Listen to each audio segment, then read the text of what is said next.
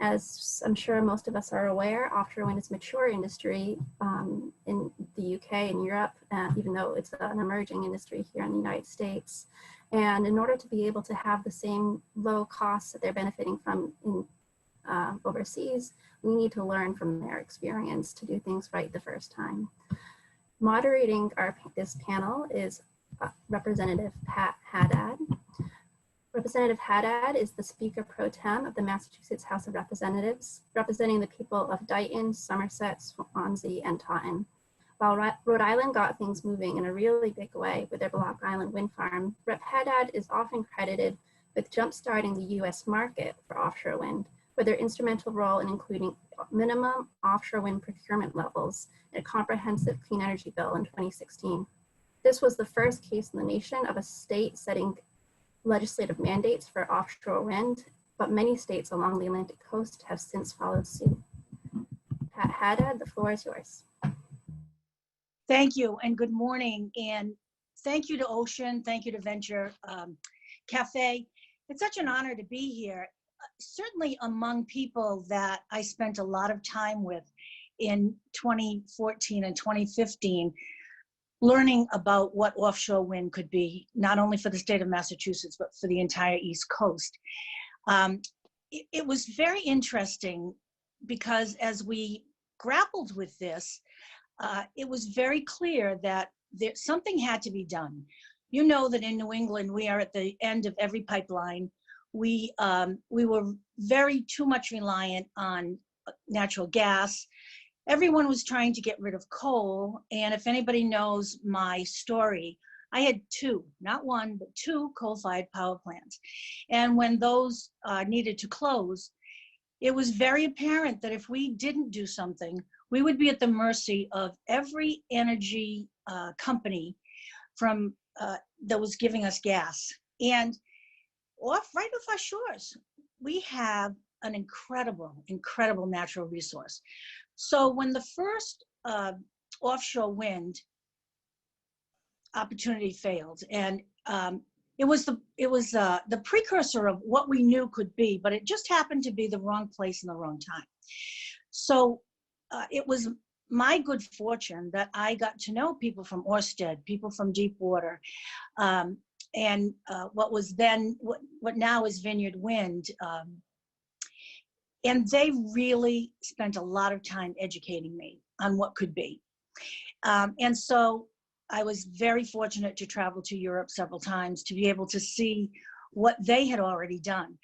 And so the bill that was written, and it's very funny because people from all over the world came to the little library in Somerset, Massachusetts, and gave me their time and their expertise to allow me to be able to write a bill that would ultimately lead to the first utility size procurement of wind. And it's almost unbelievable that something I thought I was doing, first for my community, because we had to do something about losing all of this revenue from the coal plants, but something that I just thought was a small contribution has turned into an amazing ability of many states to realize the opportunities here.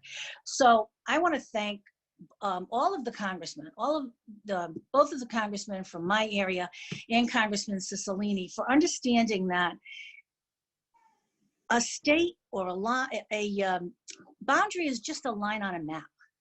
And if we're not all together promoting wind and promoting clean energy, we can't do it in a vacuum.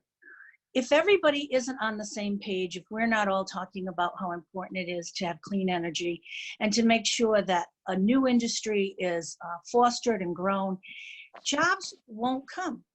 And as I said, you know, for somebody to drive from Fall River or Somerset to Providence, as a matter of fact, just before this last redistricting, my district went right up to Rhode Island. So it's just a line on a map, and all of the good things that can come of this need to be regional, need to be shared. But I'm very proud that Massachusetts is leading the way in really talking about large scale projects.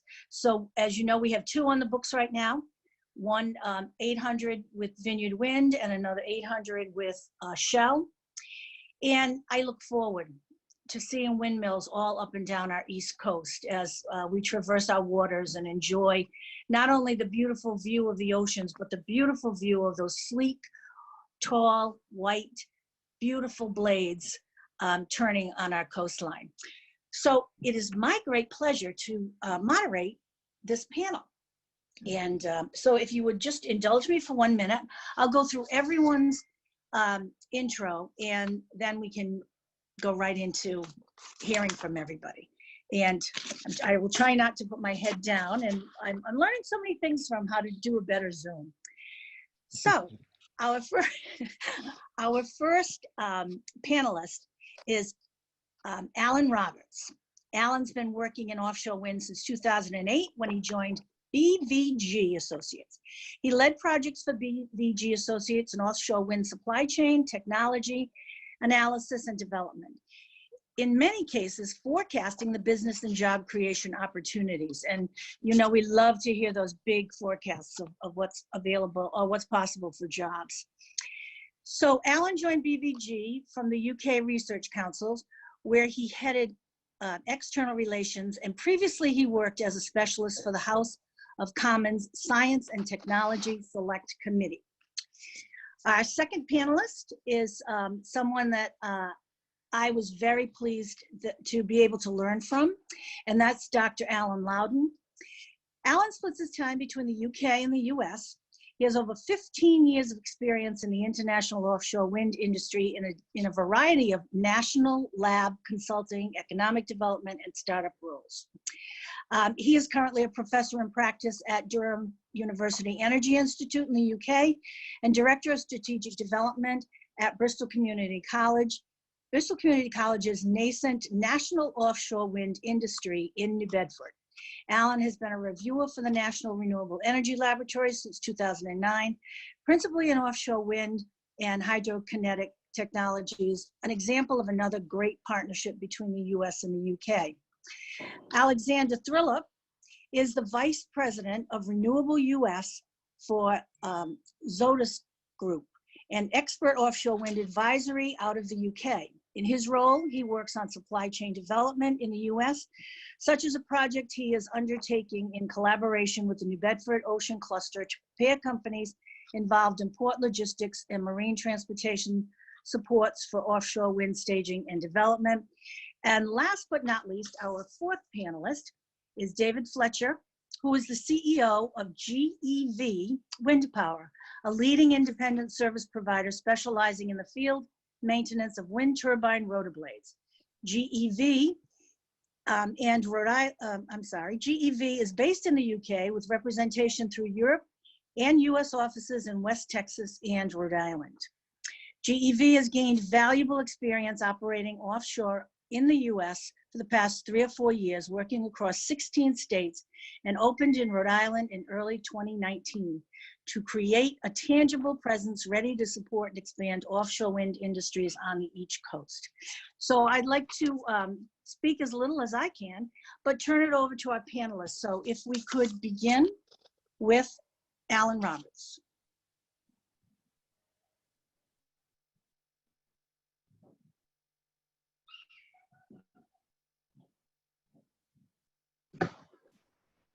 Hi, good morning.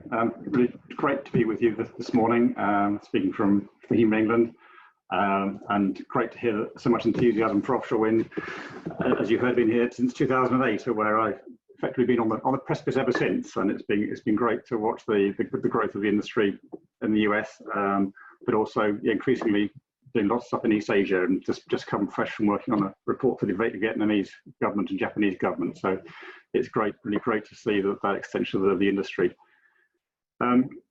So my brief for you today is to give you some of the lessons from Europe, and in sort of thinking about that, I thought, well, it's not so much about Europe, but maybe some of the things that I've picked up over those years about what I feel companies could usefully know when they're embarking upon the industry, or understand what they need to do about a growing industry or a new industry like this. And so I prepared just this one slide for you, which I hope hopefully encapsulates some of those thoughts, and it'd be great to hear some of your feedback. So the first thing is I think it's useful for people to understand why the industry is successful.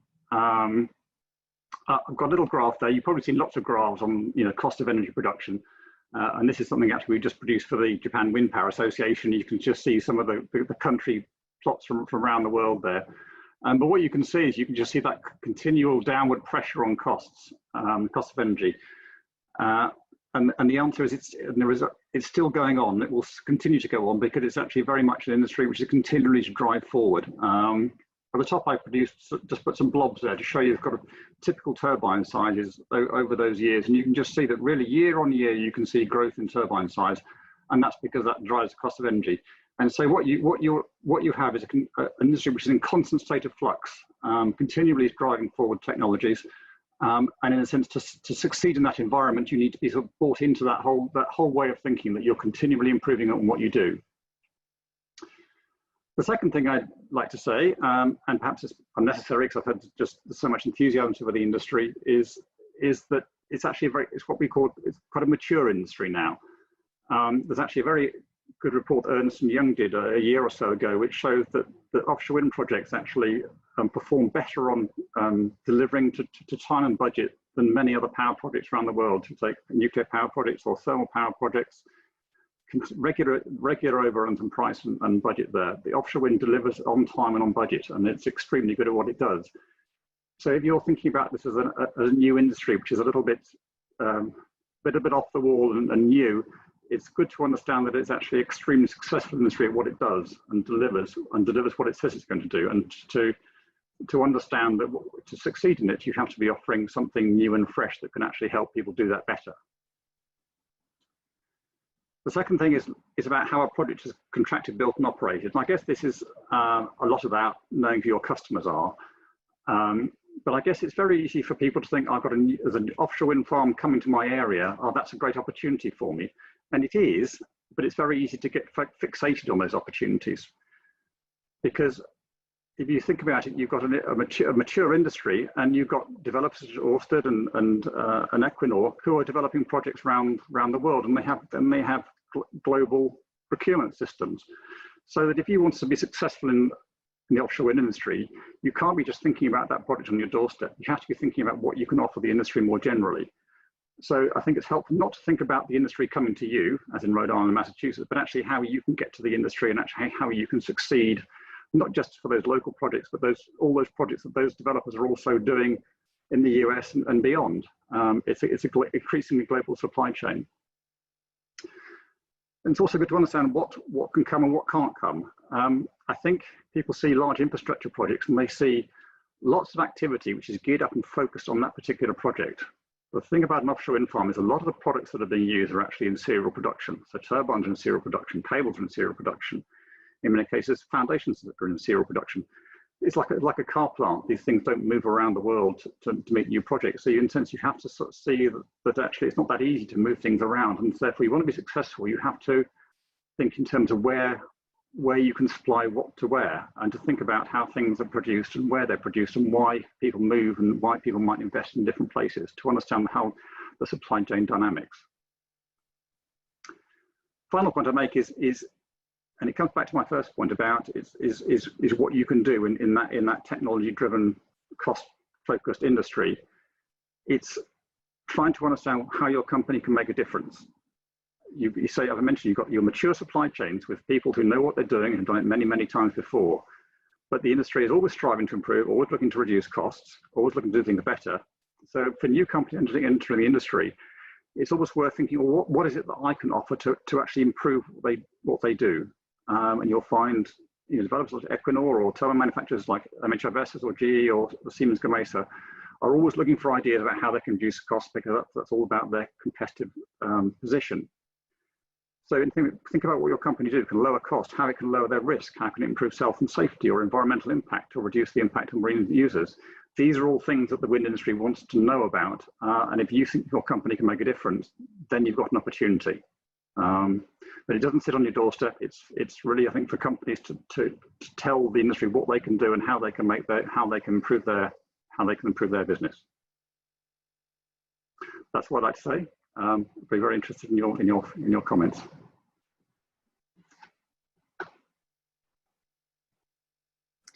Thank you, Alan. Shall we wait until the end for everybody's questions, or would you like to do it? I'm asking our technical and people who are actually running the show.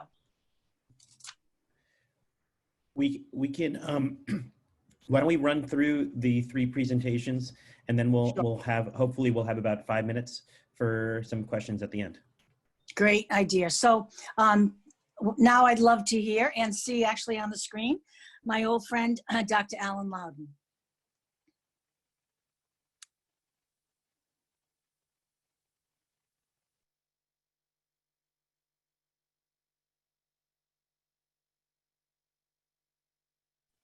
Alan, you need to unmute yourself.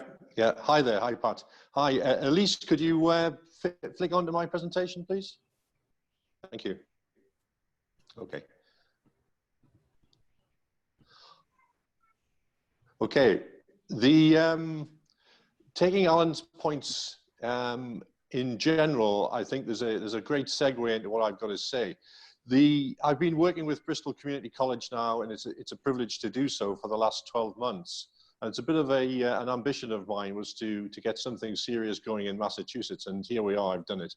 So I bounce around from old England to New England, and it's a great privilege to be doing so. So what I want to do now is to take one point that Alan mentioned and to explore it a little bit, and that one point is the levelized cost of energy. So if you could flick on to the next slide. So basically, what we've got to do in this industry of ours is to not inadvertently increase the levelized cost of energy when we enter new markets, if we can avoid it. Now, there will be idiosyncrasies of global markets which need to be factored in, but fundamentally, the levelized cost of energy looks something like this. There's an element of capital expenditure, which includes project finance. There's an element of operational expenditure over the lifetime of the asset, which includes project insurance. And I'm deliberately bringing 2 factors in here, which people don't necessarily realize is both a job creation opportunity, but also a value add opportunity. And one of the big benefits of offshore wind or wind industry in its entirety is that the cost of the raw material, wind, is free. So if you put that Venn diagram into any other energy technology class, you're going to have to pay for the cost of the raw fuel. But as the mathematician in me points out, can you flick back just a second? Thanks.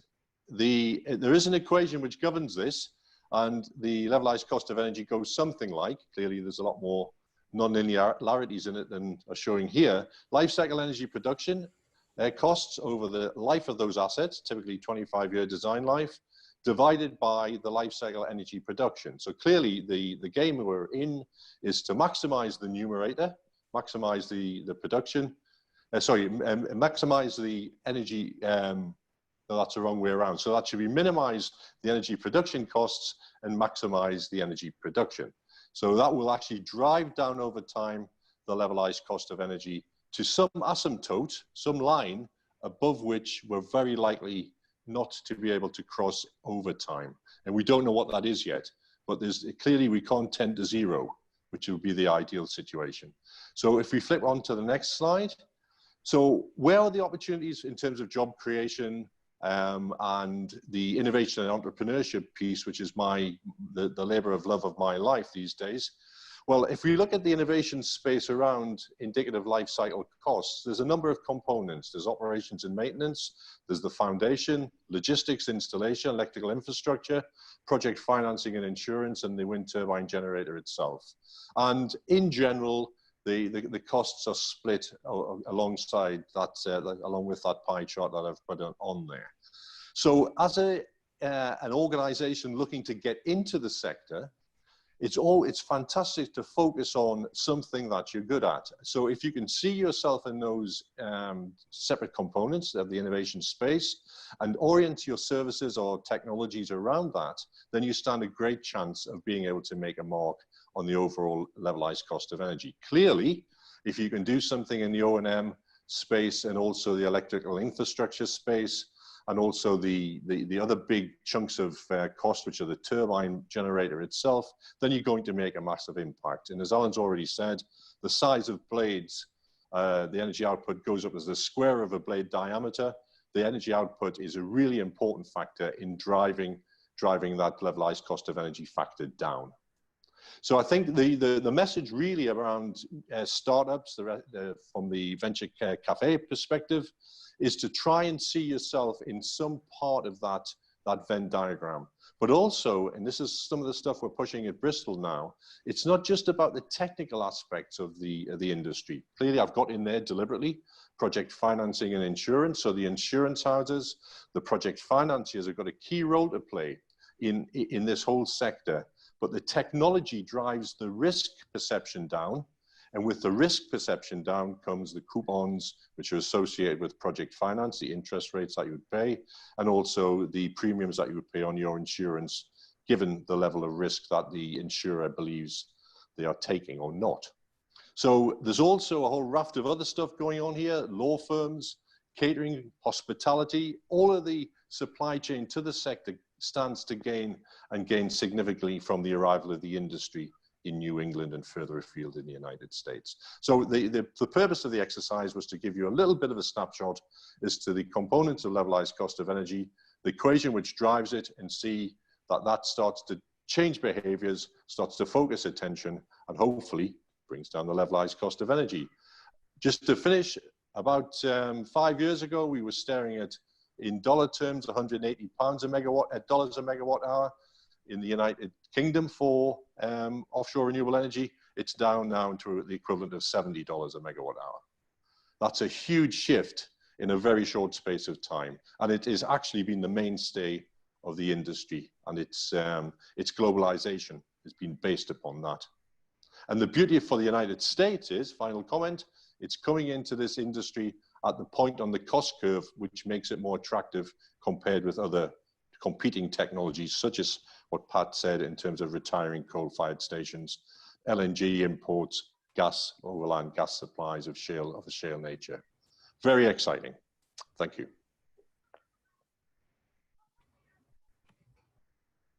Thank you. Thank you. Good to see you, Alan. And you too. And going along with the next A, Alexander, I know I'm saying your name incorrectly, so I'll just let you repeat your name properly. Oh, thank you so much for that. It is a bit of a mouthful, especially if you're not from Denmark, as I am originally. Thank you so much for having me here today.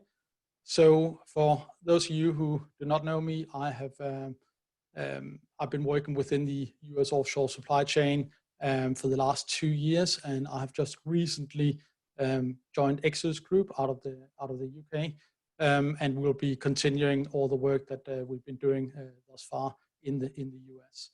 So I actually, as I was preparing this presentation, I was looking a little bit about on the title of itself, and it's called the European Experience. And I would actually like to just take it a little bit closer to shore and talk a little bit about the US local experience, because we do have those US local experiences that we can draw upon, and there's nothing that works better than an actual example of some of the work that we're actually doing and how we are collaborating in this space and with that. So just very briefly, and I'll just make sure this one is off the screen. Okay, so very briefly, so the last 2 years we have basically been working on enabling local businesses and communities in offshore wind, and we have been focusing on the, well, of course, offshore wind, but actually in the southern New England region for starters, and that's where we have especially working with Massachusetts and New Bedford Ocean Cluster in actually doing so. So the reason I'm mentioning this is because with the New Bedford Ocean Cluster, we have actually developed a collaboration model. And we've developed a collaboration model that basically taking all the stakeholders and drawing them together. So we actually have, because it's all part of the same puzzle, in order to actually make this work. So we have a collaboration model that draws in the developers and the tier ones, and actually looking at well, their side of this work. We are drawing in the European suppliers. We're also drawing in the universities and the education piece. But the important part of this is actually the center of all this is actually the local supply chain, and it's a very key element of the this puzzle in order to do so. So we've been very fortunate, and we are actually, just to let you know, we are actually working with a lot of different partners in order to actually bring this to fruition. So Vineyard Wind are very actively engaged, the New Bedford Port Authorities, of course, the Exodus Group, Seaway 7, Mass CEC, all these companies, and actually many more are joining forces from each of their perspectives in order to make this to make all of this work. So just giving you a little bit of an idea of the NBOC, and so basically what we're doing with the NBOC is, and to those of you that are not in the, well, all of you that are in the know about the offshore wind is actually really, really difficult. It's a very broad industry, like the supply chain is very, very broad, and it's a very long supply chain, and it's also very deep. There's a lot of layers of supply chain, and it's as some of the co-panelists are saying, it's global. You really the complexity of this industry is mind-boggling. So what we actually do, one of the things that the Bedford Ocean Cluster is doing, is actually understanding that industry on behalf of their community. Because for a small, medium-sized company to keep abreast of all of this is quite difficult. So they are basically making sure that they understand what's happening locally, but also regionally. So the other thing that they're actually doing is that they actually take all that knowledge and then they're informing the community. So the small and medium businesses are actually, they understand what's going on without spending all this time doing it. And the last part of it that they're doing is actually they're enabling those local businesses. So that is actually taking the opportunities all the way up from the developers down through the tier ones and coupling them with the local businesses, and doing that in a very systematic way. So to make sure that the local communities are taking the most, getting the most value out of all of this. So just for the New Bedford Ocean Cluster, they actually created a Act Local First program around all of this. And I'll get back to why that is very interesting for the local or for the regional collaboration as well. So just a very briefly, and this is I guess also a lot to the audience that are looking to enter this supply chain. What is it that they're actually doing with the local supply chain? So it's very much a approach of strength. So one of the things that one of the strengths of the local supply chain and the local businesses are that they're local, and it really do not underestimate that value, especially in these days when there's a complete what do you call it, when there's a lack of well, people can't travel. There are a lot of the businesses that we're talking to in Europe, they can't actually get to the US. That's like problem number one right now, let alone. But it's also when they're looking into the US, they're looking at all of this and it's like, we have no idea what's going on. The difference between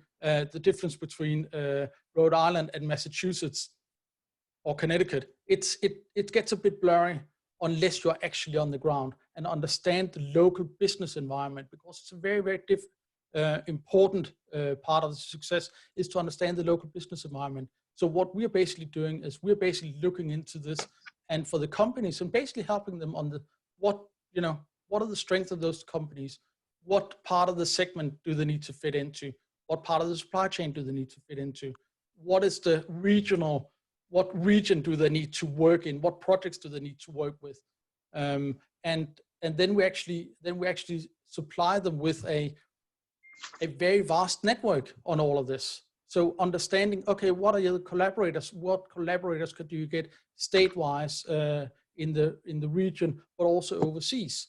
And that's basically it. So just an example from New Bedford is that we have actually looked at all those strengths. So they have a lot of strengths, you know, existing industry. They are very well versed in the fisheries. They have qualified vessels. They're used to working on that front. And we're also helping them figuring out what are the European company strengths. How does that fit in? So in each of them, the European, and see how I got back to the European experience anyways, the European experience and the local experience, it's like you can't do one without the other. You have to have both. So that's really the strength in partnership. I just want to dive a little bit deeper into the New Bedford Ocean Cluster, and just to show you, because what that is all about is actually all about collaboration.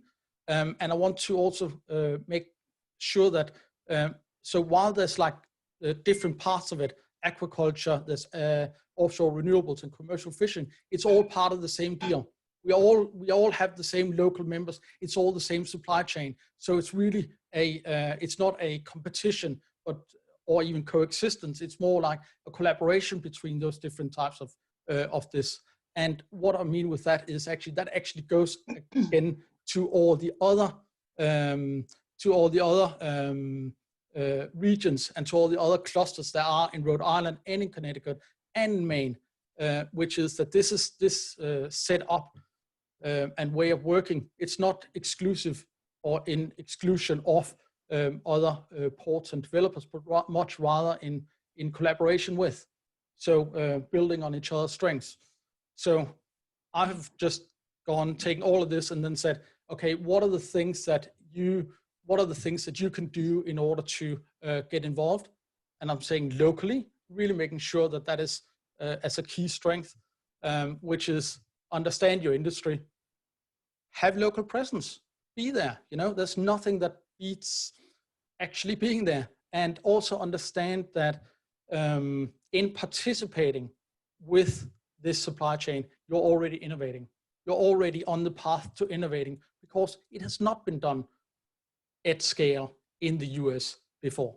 It really hasn't. So you need to take all the bits and pieces from Europe, from your local supply chain, from other industries, and put it together in order to create a new product, a new service offering, and have that insight and understanding that is that's actually where the innovation lies, and there's plenty of scope to do so. Absolutely. So just Alexander, we are running short on time. So right, okay. Yeah. Thank you so much. I will just end it up with to all the business out there, get in contact with your local community leads and help them band together and in order to get involved with the offshore wind industry.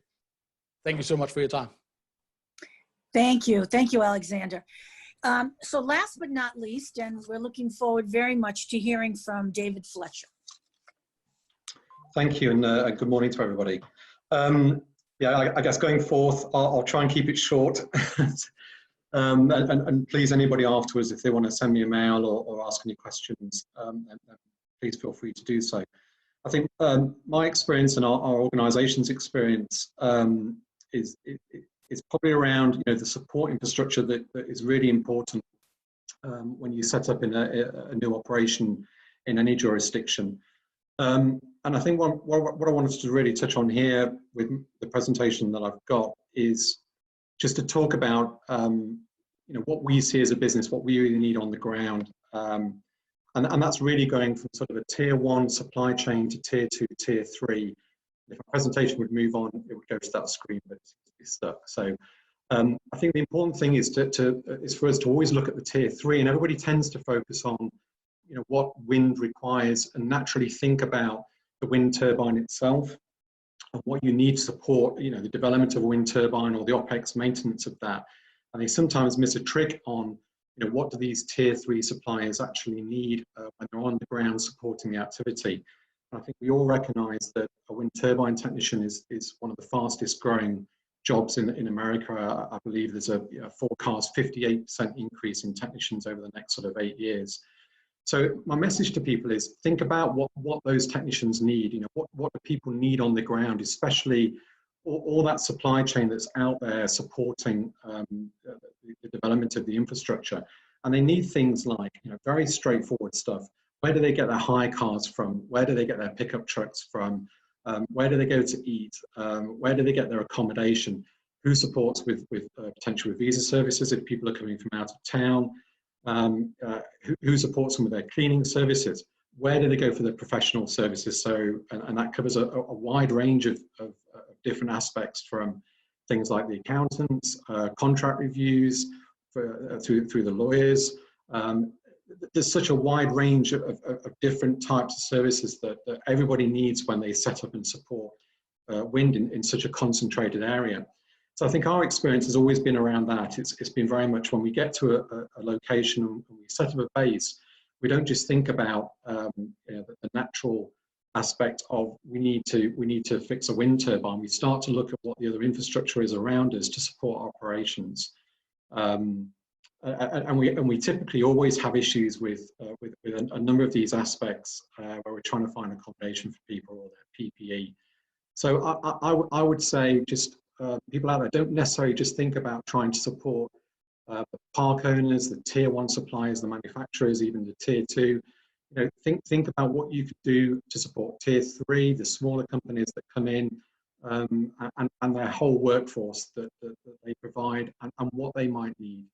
I think the best example I can give to finish very quickly is, you know, we have an office in Hull on the east coast of England, and probably one of the most kind of prosperous businesses that's actually located on this business park is a coffee shop, because it's the only coffee shop that supports a business park full of wind companies that are operating, and they just do a roaring trade every day, providing food and coffee to all the workers.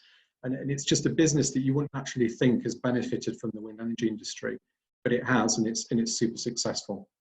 So conscious of time, yeah, I'm happy to share with any of the participants on this conference afterwards our experience as a supplier to wind operators and manufacturers, and the kind of things that we tend to look for when we're setting up our operations in terms of wider support. So thank you very much, David. I want to thank all 4 gentlemen.